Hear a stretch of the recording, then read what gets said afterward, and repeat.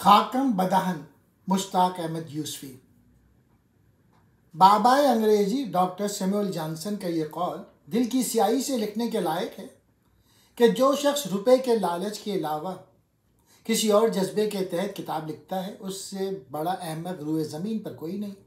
ہمیں بھی اس کلیے سے ہر بہر اتفاق ہے، بشرط یہ کہ کتاب سے مراد وہی ہے جو ہم سمجھتے ہیں، یعنی چیک بک یا روکڑا بہی۔ دیباچے میں یہ وضاحت ازبر ضروری ہے کہ یہ کتاب کسی مالی یا الہامی دباؤ سے نڈھال ہو کر لکھی گئی ہے، چنانچہ جو اہل قلم ذہین ہیں وہ مشک کی طرح خود بولتے ہیں، جو زیادہ ذہین ہیں وہ اپنے کندھے پر دوسروں سے بندوق چلواتے ہیں۔ انسان کو حیوان ظریف کہا گیا ہے، لیکن یہ حیوانوں کے ساتھ بڑی زیادتی ہے، اس لیے کہ دیکھا جائے تو انسان واحد حیوان ہے جو مصیبت پڑنے سے پہلے مایوس ہو جاتا ہے۔ ذہین لوگوں کی ایک قسم وہ بھی ہے جو احمقوں کا وجود دوسروں سے برداشت ہی نہیں کر سکتی۔ مزہ کے اپنے تقاضے، اپنے ادب آداب ہیں۔ شرط اول یہ ہے کہ برہمین، بیزاری اور قدرت دل میں رہ نہ پائے۔ مزہ تو جب ہے کہ آگ بھی لگے اور کوئی انگلی نہ اٹھا سکے کہ یہ دھواں سا کہاں سے اٹھتا ہے۔ مولانا روم اندھیری رات کی بات سناتے ہیں، فرماتے ہیں کہ جنگل بیاباں میں ایک بچہ اپنی ماں سے چپٹ کر کہنے لگا کہ امی، اندھیرے میں مجھے کالا دیو نظر آتا ہے اور مارے ڈر کے میری تو گگی بن جاتی ہے۔ ماں نے جواب دیا، بیٹا تو مرد بچہ ہے، خوف کو دل سے نکال دے، اب کی دفعہ جیسے ہی وہ دکھائی دے آگے بڑھ کے حملہ کر دینا، وہیں پتہ چل جائے گا کہ حقیقت ہے یا محض تیرا وہم۔ بچے نے پوچھا، امی اگر کالے دیو کی امی نے بھی اسے یہی نصیحت کر رکھی ہو تو لوگ کیوں، کب اور کیسے ہنستے ہیں؟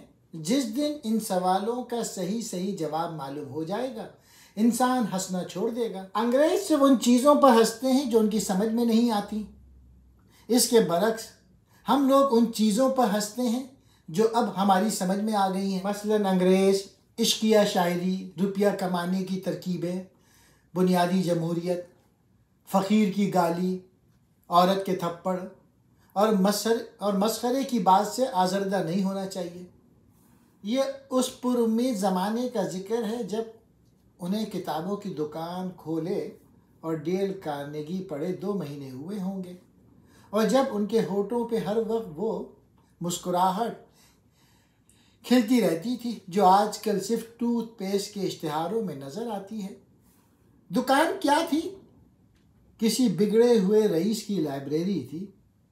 معلوم ہوتا تھا کہ انہوں نے چن چن کر وہی کتابیں دکان میں رکھی ہیں جو خود ان کو پسند تھی اور جن کے متعلق انہوں نے ہر طرح اپنا اطمینان کر لیا تھا کہ بازار میں ان کی کوئی مانگ ہے نہ کھپت۔ ہمارے دوست مرزا عبدالودود بیگ نے دکان میں قدم رکھتے ہی اپنی تمام ناپسندیدہ کتابیں اس خوش سلیقگی سے یکجا دیکھی تو ایک دفعہ اپنی پرانی اینک پہ اعتبار نہیں آیا، اور جب اعتبار آ گیا تو الٹا پیار آنے لگا۔ اپنے مخصوص کھٹ مٹ لہجے میں بولے، یارا اگر عام پسند کی بھی 2-4 کتابیں رکھ لیتے تو گاہک دکان سے اس طرح نہ جاتے جیسے سکندر دنیا سے گیا تھا، دونوں ہاتھ خالی۔ تاجرانہ تبسم کے بعد فرمایا، میں صرف معیاری کتابیں بیچتا ہوں۔ پوچھا، معیار کی کیا پہچان؟ ارشاد ہوا، سنو، میرے ایک قریبی ہمسائے ہیں پروفیسر قاضی عبدالقدوس، 24 گھنٹے کتابوں میں جٹے رہتے ہیں، لہٰذا میں نے کیا یہ کہ دکان کھولنے سے پہلے ان سے ان کی اپنی پسندیدہ کتابوں کی فہرست بنوا لی، پھر ان کتابوں کو چھوڑ کے اردو کی بقیہ تمام کتابیں خرید کے دکان میں سجا دی۔ اب اس سے بہتر انتخاب کوئی کر کے دکھاوے۔ مصیبت یہ تھی کہ ہر کتاب، ہر مصنف کے متعلق ان کی اپنی رائے تھی، چنانچہ بارہا ایسا ہوا کہ انہوں نے گاہک کو کتاب خریدنے سے جبراً باز رکھا کہ اس سے اس کا ادبی ذوق خراب تر ہونے کا اندیشہ تھا۔ سچ تو یہ ہے کہ وہ کتب فروش کم اور کتب نما زیادہ تھے۔ کبھی کوئی خریدار ہلکی پھلکی کتاب مانگ بیٹھے تو بڑی شفقت سے جواب دیتے، یہاں سے 2 گلیاں چھوڑ کر سیدھے ہاتھ کو مڑ جائیے، پلے نکڑ پر چوڑیوں کی دکان کے پاس ایک لیٹر باکس نظر آئے گا۔ اس کے ٹھیک سامنے جو اونچی سی دکان ہے، بچوں کی کتابیں وہیں ملتی ہیں۔ ایک دن میں نے پوچھا، اختر شیرانی کی کتابیں کیوں نہیں رکھتے؟ مسکرائے فرمایا، وہ نابالغ شاعر ہیں۔ میں سمجھا شاید مائنر پوئٹ کا وہ یہی مطلب سمجھتے ہیں۔ میری حیرانی دیکھ کر خود ہی وضاحت فرما دی کہ وہ وصل کی اس طرح پر فرمائش کرتا ہے گویا کوئی بچہ ٹافی مانگ رہا ہو۔ اس پر میں نے اپنے ایک محبوب شاعر کا نام لے کر کہا کہ بیچارہ ہوش خلیج آبادی نے کیا خطا کی ہے، ان کے مجموعے بھی نظر نہیں آتے۔ ارشاد ہوا کہ اس ظالم کے تقاضائے وصل کے یہ تیور ہیں گویا کوئی کابلی پٹھان ڈانٹ ڈانٹ کر ڈوبی ہوئی رقم وصول کر رہا ہو۔ اچھا یوں ہی صحیح، مگر فانی بدایونی کیوں غائب ہیں؟ فرمایا، ہش، وہ نرے مصور غم ہیں۔ اللہ، وہ انشائیہ نہیں نسائیہ لکھتے ہیں۔ بالآخر میں نے ایک جانے پہچانے پروفیسر نقاد کا نام لیا، مگر پتہ چلا کہ انہوں نے اپنے کانوں سے فاضل پروفیسر کے والد بزرگوار کو لکھنؤ کو نخلو اور مزاج شریف کو مجاز شریف کہتے سنا تھا۔ چنانچہ اس پدرانہ نااہلی کی بنا پر ان کے تنقیدی مضامین دکان میں کبھی بار نہ پا سکے۔ آپ نے ملاحظہ فرما لیا کہ بہت سی کتابیں وہ اس لیے نہیں رکھتے تھے کہ ان کو سخت ناپسند تھیں، اور ان کے مصنفین سے وہ کسی نہ کسی موضوع پر ذاتی اختلاف رکھتے تھے۔ لیکن کچھ کتابیں دکان میں رکھتے ضرور تھے، مگر کوشش یہی ہوتی تھی کہ کسی نہ کسی طرح بکنے نہ پائیں، کیونکہ وہ انہیں بے حد پسند تھی۔ سنی سنائی نہیں کہتا، میں نے اپنی آنکھوں سے دیکھا کہ دیوان غالب دکان میں مہینوں پڑا رہا، محض اس وجہ سے کہ ان کا خیال تھا کہ دکان اس کے بغیر سونی سونی معلوم ہوگی۔ مرزا کہا کرتے تھے کہ ان کی مثال اس بد نصیب قصاب کی سی ہے جسے بکروں سے عشق ہو جائے۔ یہی نہیں، اپنے مطالعے کی تکنیک کے مطابق رومانوی اور جاسوسی ناولوں کو ہمیشہ الٹا یعنی آخر سے پڑھتے تاکہ ہیروئن کا حشر اور قاتل کا نام فوراً معلوم ہو جائے۔ بعض اوقات تو لکھائی چھپائی دیکھ کر ہی ساری کتاب کا مضمون بھاپ لیتے۔ مجھے یاد ہے کہ اردو کی ایک تازہ چھپی ہوئی کتاب کا کاغذ اور روشنائی سونگھ کر نہ صرف اسے پڑھنے بلکہ دکان میں رکھنے سے بھی انکار کر دیا۔ ان کے دشمنوں نے اڑا رکھی تھی کہ وہ کتاب کا سروغ پڑھتے پڑھتے اونگنے لگتے ہیں، اور اس عالم کشف میں جو کچھ دماغ میں آتا ہے اس کو مصنف سے منسوب کر کے ہمیشہ ہمیشہ کے لیے اس سے بیزار ہو جاتے تھے۔ ایک دن یہاں تک ڈینگے مارنے لگے کہ میں آدمی کی چال سے بتا سکتا ہوں کہ وہ کس قسم کی کتابیں پڑھتا رہا ہے۔ اتفاق سے اس وقت ایک بھرے بھرے بچھائی والی لڑکی دکان کے سامنے سے گزری۔ چینی قمیض اس کے بدن پر چست فکرے کی طرح کسی ہوئی تھی، سر پر ایک ربن سلیقے سے اوڑے ہوئے، جیسے میں ہی کیا کوئی بھی شریف آدمی دوپٹہ نہیں کہہ سکتا، اس لیے کہ دوپٹہ کبھی اتنا بھلا معلوم نہیں ہوتا۔ اچھا بتاؤ، اس کی چال سے کیا ٹپکتا ہے؟ میں نے پوچھا۔ اس کی چال سے تو بس اس کا چال چلن ٹپکے ہے، مجھے آنکھ مار کر لہکتے ہوئے بولے۔ پھر وہی بات، چال سے بتاؤ کیسی کتابیں پڑھتی ہے؟ میں نے بھی پیچھا نہیں چھوڑا۔ پگلے، یہ تو خود ایک کتاب ہے۔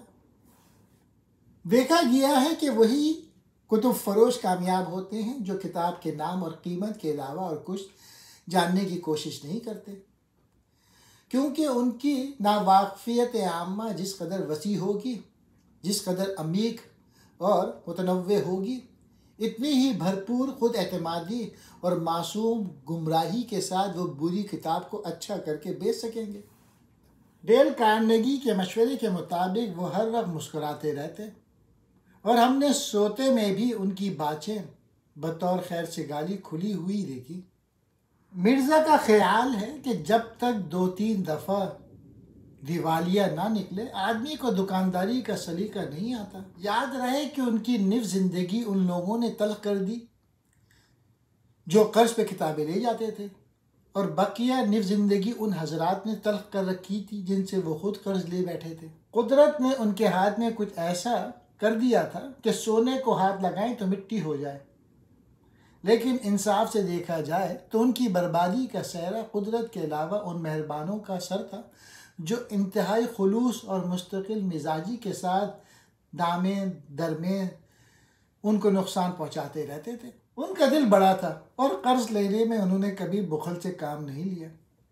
جوانی میں خدا کے قائل نہیں تھے، مگر جیسے جیسے عمر بڑھتی گئی ایمان پختہ ہوتا گیا، یہاں تک کہ اب وہ اپنی تمام نالائقیوں کو سچے دل سے منجانب اللہ سمجھنے لگے تھے۔ میں انہوں نے ایک سرخ تختی جس پر ان کا فلسفہ حیات کندہ تھا ٹانگ دی۔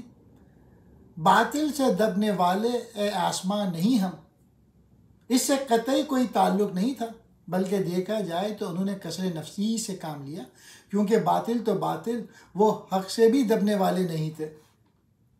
سبغے کا کہنا تھا کہ 20ویں صدی میں جیت انہی کی ہے جن کے ہاتھ میں دین ہے اور دوسرے میں دنیا، اور دائیں ہاتھ کو خبر نہیں کہ بائیں میں کیا ہے۔ حساس آدمی تھے۔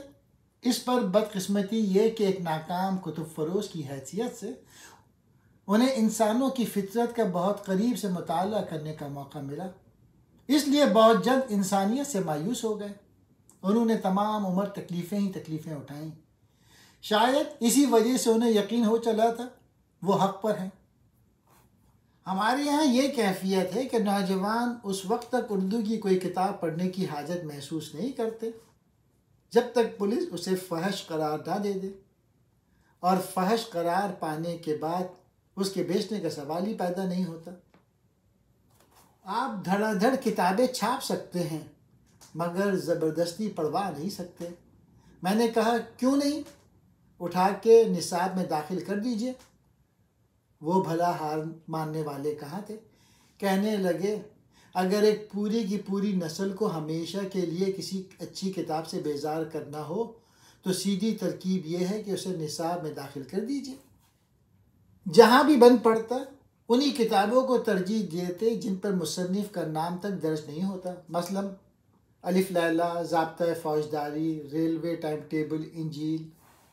آخر وہ دن آ ہی گیا جس کا دشمنوں کو انتظار تھا اور دوستوں کو اندیشہ۔ دکان بند ہو گئی۔ سیزرز، ماتا ہری اور مرزا۔ ہائے اللہ، یہ ہاتھی کا ہاتھی کتا کاہے کو لے آئے؟ چوکیداری کے لیے۔ کس کی؟ گھر کی۔ اس گھر کی؟ ہاں، بہت ہی ہوشیار کتا ہے، گھر میں کچھ نہ ہو تب بھی چوکیداری کر سکتا ہے۔ اس ازواجی مکالمے سے بعد میں یہ فائدہ ضرور ہوا کہ تنخواہ ملتے ہی ہم نے گھرستی کا ضروری سامان خرید ڈالا تاکہ کتا اس کی چوکیداری کر سکے، لیکن والدین کی سمجھ میں آنے والا جو فوری فائدہ ہم نے سردست بیان کیا، اس سے اپنے معصوم بچوں کو جان بوجھ کر محروم رکھنے کے لیے پتھر کا کلیجہ چاہیے۔ وہ فائدہ یہ تھا کہ آخر کو یہ ایک انگریز کا کتا تھا، اور یہ کون نہیں جانتا کہ ہمارے ہاں ان پڑھ سے ان پڑھ آدمی بھی اپنے کتے کا نام انگریزی رکھتا ہے اور انگریزی ہی میں اس سے بات چیت اور ڈانٹ ڈپٹ کرتا ہے۔ چنانچہ ہم نے اشارتاً توجہ دلائی کہ اس کی وجہ سے بچوں کو انگریزی بولنا آ جائے گی۔ یہ سنتے ہی بیگم نے کتے کے سر پر ہاتھ پھیرا اور زنجیر ایسے فیصلہ کن جھٹکے کے ساتھ ہمارے ہاتھ سے چھین لی۔ دیکھا گیا ہے کہ ایسے ویسے شوقیہ بھونکنے والے کتوں کا سانس تو 2-4 دفعہ ہی ٹیاؤں ٹیاؤں کرنے میں اکھڑ جاتا ہے، مگر یہ کتا بقول مرزا اردو میں بھونکتا تھا، یعنی بھونکتا ہی چلا جاتا تھا۔ کتا پالنے کی حسرت کا اظہار ہم نے بارہا مرزا کے سامنے کیا، مگر وہ کتے کا نام آتے ہی کاٹنے کو دوڑتے تھے۔ کہتے ہیں ہٹاؤ بھی، واہیات سا جانور ہے، بالکل بے مصرف۔ کتے کی تخلیق کا واحد مقصد یہ تھا کہ پتھرس اس پہ ایک لاجواب مضمون لکھیں۔ یہ مقصد عرصہ ہوا پورا ہو چکا اور اب اس نسل کو زندہ رہنے کا کوئی حق نہیں۔ وہ تو یہاں تک کہتے ہیں کہ یہ نسل ناپید ہو بھی گئی تو اردو طنز نگاروں سے نام چلتا رہے گا۔ یوں تو سبھی جانور کے بارے میں مرزا کی معلومات ظالمانہ حد تک ادھوری ہے۔ مثلاً ابھی کل شام تک وہ لومڑی کو گیدڑ کی مادہ سمجھ بیٹھے تھے اور غضب خدا کا بڑے چوٹے کو عام چوٹی کا نر، مگر کتوں کے ساتھ وہ خصوصیت سے تعصب برتتے ہیں۔ مثال کے طور پہ ایک دن کہنے لگے جس گھر میں کتا ہو اس گھر میں چور ہی نہیں رحمت کے فرشتے بھی داخل نہیں ہو سکتے۔ چور کا داخل نہ ہونا تو سمجھ میں آتا ہے، مگر رحمت کے فرشتوں کو کیا ڈر ہے؟ اس لیے کہ کتا ناپاک ہوتا ہے، مگر کتے کو صاف ستھرا بھی رکھا جا سکتا ہے۔ انگریزوں کو دیکھیے صبح و شام نہلاتے ہیں، مگر سوال یہ ہے کہ کتا ناپاک کیسے ہوا؟ کج بخشی کوئی تم سے سیکھے، اللہ بخشے نانی جاں کہا کرتی تھی کہ کتے کے منہ میں سور کی رال ہوتی ہے۔ لیجیے آپ نے ناپاکی کی ایک اچھوتی وجہ تلاش کر لی۔ بھائی میرے ایک موٹی سی پہچان آج تمہیں بتائی دیتا ہوں۔ یاد رکھو ہر وہ جانور جسے مسلمان کھا سکتے ہیں پاک ہے۔ اس لحاظ سے مسلمان ممالک میں بکروں کو اپنی پاکی و طہارت کے سبب خاصا نقصان پہنچا ہے۔ بکنے والے بکا کریں، مسلمانوں نے کتے کو ہمیشہ کتا ہی کہا ہے، بڑے آدمیوں کے نام سے نہیں پکارا۔ ہم نے مرزا سے الجھنا مناسب نہ سمجھا اور چپ چاپ کتا رکھنے کی آرزو کو پالتے رہے، یہاں تک کہ وہ دن آ گیا جب ہمارے انگریز افسر بھاری دل اور اس سے زیادہ بھاری قدموں کے ساتھ اپنے وطن کی جانب روانہ ہوا، اور روانگی سے قبل اس تعلق کے خاطر کی بنا پر جو ہم کو اس سے اور اس کو اپنے کتے سے تھا دریافت کیا، تم چاہو تو میرا کتا بطور یادگار رکھ سکتے ہو، تیرا ماں کا ہے، سیزرز کہہ کر پکارو تو دم ہلاتا آتا ہے۔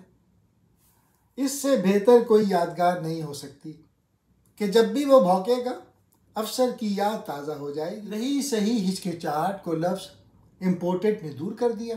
اس زمانے میں ہر وہ شے جو وطن عزیز میں پیدا نہ ہوئی ہو قدر و منزلت کی نگاہ سے دیکھی جاتی تھی۔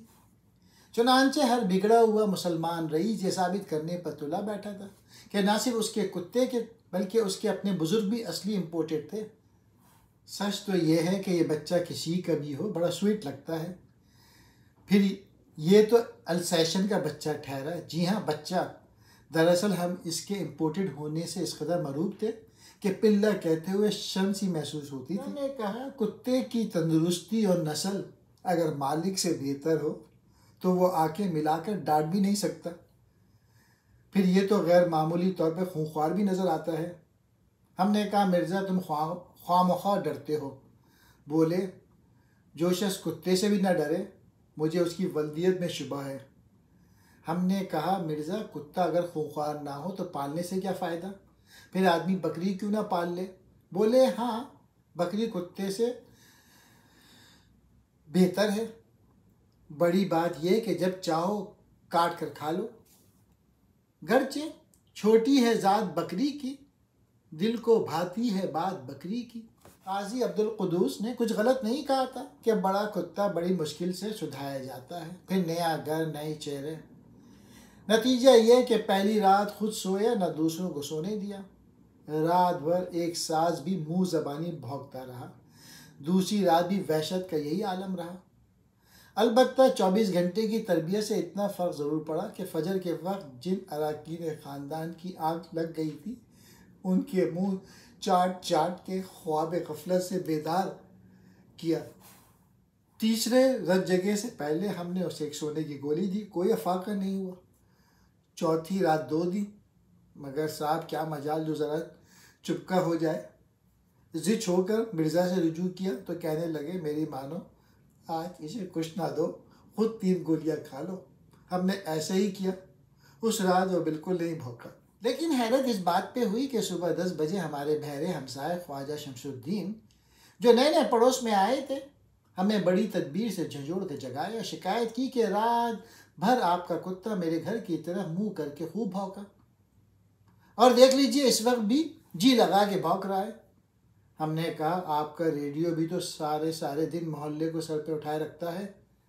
خدا گواہ ہے جس دن سے آپ پڑوس میں اٹھ کر آئے ہیں ہم نے اپنے ریڈیو پروگرام سننا بند کر دیا ہے، پھر یہ کہہ کے کہ ہمارے پاس تو کتے کا لائسنس بھی ہے۔ لائسنس کا نام آتے ہی ان کے چہرے کا رنگ سیاہ ہو گیا، جس کے نتیجے میں ان کا ریڈیو 3 ہفتے تک خاموش رہا۔ ہمارا کتا سدا سدھایا ضرور تھا، مگر صرف 50%۔ کہ اگر بچے حکم دیتے کہ جاؤ اس راہگیر کے پیچھے لگ جاؤ، تو یہ میرا شیر اپنی کمین گاہ سے نکل کر جھپٹ پڑتا اور اس کی ٹانگ پکڑ کے لٹک جاتا۔ لیکن جب دوسرا حکم ملتا کہ چھوڑ دو تو مجالے جو چھوڑ دے۔ پروفیسر عبدالقدوس مرزا کو طرح طرح سے سمجھانے لگتے، یہ کتا بڑا بے نظیر جانور ہے، کتے کے سوا کوئی جاندار پیٹ بھرنے کے بعد اپنے پالنے والے کا شکر ادا نہیں کرتا۔ غور کرو، دمدار جانوروں میں کتا ہی تنہا ایسا جانور ہے جو اپنی دم کو بطور اعلیٰ اظہار خلوص و خوشنودی استعمال کرتا ہے، ورنہ باقی ماندہ گوار جانور تو اپنی پونچھ سے صرف مکھیاں اڑاتے ہیں۔ دم یہ بھی نہیں کر سکتا، اس کی دم صرف کھانے کے کام آتی ہے۔ البتہ بیل کی دم سے ایکسیلیٹر کا کام لیا جاتا ہے، مگر تمہیں بیل گاڑی تھوڑی دوڑانی ہے۔ ایک فرانسیسی ادیبہ کیا خوب کہہ گئی ہے کہ میں آدمیوں کو جتنے قریب سے دیکھتی ہوں اتنے ہی کتے اچھے لگتے ہیں۔ ہمارے بعض احسان فراموش ہمسایوں کی گرتی ہوئی صحت پر ہمارے کتے سیزرز کی موجودگی، خصوصاً اس کے بھونکنے کا نہایت خوشگوار اثر پڑا، جس کا ایک عدمی کرشمہ یہ تھا کہ غریب کانے کے سامنے سے گزرتے ہوئے لدھڑ سے لدھڑ پڑوسی کی چال میں ایک عجیب چوکنا پن، ایک عجیب چستی اور لپک جھپک پیدا ہو جاتی تھی۔ سیزرز منٹوں کا فاصلہ لمحوں میں طے کروا دیتا تھا۔ بارے آلو کا کچھ بیاں ہو جائے۔ دوسروں کو کیا نام رکھیں، ہم خود بیسیوں چیزوں سے چڑھتے ہیں، کرم کلا، پنیر، کمبل کافی اور کافکا، عورت کا گانا، مرد کا ناچ، گیندے کا پھول، اتوار کا ملاقاتی، مرغی کا گوشت، پاندان، غرارہ، خوبصورت عورت کا شوہر۔ مرزا کو آج جو چیز پسند ہے کل وہ دل سے اتر جائے گی اور پرسوں تک یقیناً چڑ بن جائے گی۔ لوگ ہمیں مرزا کا ہمدم و ہمراز ہی نہیں ہمزاد بھی کہتے ہیں۔ ہمارے دوست مرزا نے فرمایا، ہم نے آج تک کسی فرقے کے مولوی کی تندرستی خراب نہیں دیکھی، نہ کسی مولوی کا ہارٹ فیل ہوتے سنا۔ جانتے ہو کیا وجہ ہے؟ پہلی وجہ تو یہ ہے کہ مولوی کبھی ورزش نہیں کرتے، دوسری یہ کہ سادہ غذا اور سبزی سے پرہیز کرتے ہیں۔ سبزی نہ کھانے کے فوائد ذہن نشین کرانے کی غرض سے مرزا نے اپنی زیر تجربہ زندگی کے ان گوشوں کو بے نقاب کیا جو آلو سے کیمیائی طور پہ متاثر ہوئے تھے۔ ذکر آلو کا ہے، انہی کی زبان غیبت بیان سے اچھا معلوم ہوگا۔ ہم نے تنور کی طرف اشارہ کرتے ہوئے پوچھا، تمہارے ہوٹل میں کون سا من و سلوہ اترتا ہے؟ بولا، حرام گوشت کے سوا دنیا بھر کی ڈش ملتی ہیں، جو چاہے آرڈر کریں جناب۔ آلو مٹر، آلو گوبھی، آلو میتھی، آلو گوشت، آلو مچھی، آلو بریانی، اور خدا تمہارا بھلا کرے آلو کوفتہ، آلو سموسہ، آلو کا رائتا، آلو کا بھرتا۔ ہم نے روک کے پوچھا، اور سویٹ ڈش؟ بولا، آلو کی کھیر۔ ہم نے کہا، بھلے آدمی، تم نے آلو کا پہاڑا سنا دیا۔ تمہارے ہوٹل میں کوئی ایسی ڈش بھی ہے جس میں آلو کا نام نہ ہو؟